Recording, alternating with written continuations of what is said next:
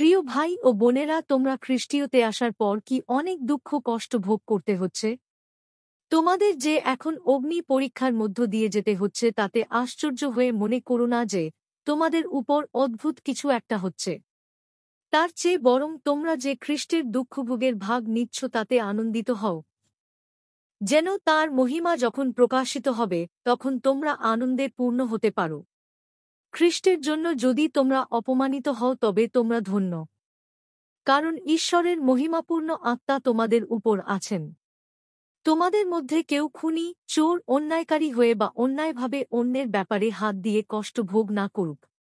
কিন্তু খ্রিস্টান হিসাবে যদি কেউ কষ্ট ভোগ করে তবে সে লজ্জা না পাক, বরং তার সেই নাম আছে বলে সে ঈশ্বরের গৌরব করুক। বিচার আরম্ভ হবার সময় হয়েছে এবং তা ঈশ্বরের পরিবারের লোকদের থেকেই শুরু করা হবে। আর যদি সেই বিচার আমাদের থেকেই শুরু করা হয় তবে যারা ঈশ্বরের দেওয়া সুখবর মেনে নেয়নি তাদের অবস্থা কি হবে? ১ পিতর ৪ অধ্যায় ১৮-১৯ পদে বলছে, শাস্ত্রে আছে, ঈশ্বরভক্ত লোকের উদ্ধার পাওয়া।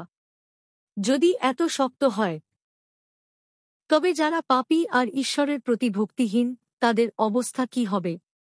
তাহলে ঈশ্বরের ইচ্ছাতে যারা কষ্টভোগ করছে তারা তাদের বিশ্বস্ত সৃষ্টিকর্তার হাতে নিজেদের তুলে দিক এবং ভালো কাজ করতে থাকুক। বাইবেলের এই বাক্য বলছে খ্রিস্টীয় জীবন এবং ঈশ্বরের ইচ্ছা অনুযায়ী জীবন যাপন করতে হবে।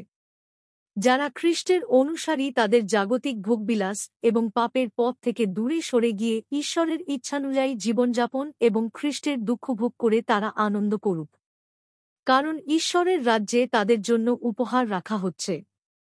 আসুন ঈশ্বরের কাছে প্রার্থনা করি। হে আমাদের সদাপ্রভু, সৃষ্টিকর্তা, আমাদের তুমি তোমার ইচ্ছা অনুযায়ী চালাও। তোমার কাছে আমাদের দেহ, মন, আত্মা সমর্পণ করি। তোমার ইচ্ছাতে আমরা যে কষ্টভোগ করছি তাতে যেন আমরা উত্তীর্ণ হতে পারি আর যেন আমরা উদ্ধারের আনন্দ ভোগ করতে পারি।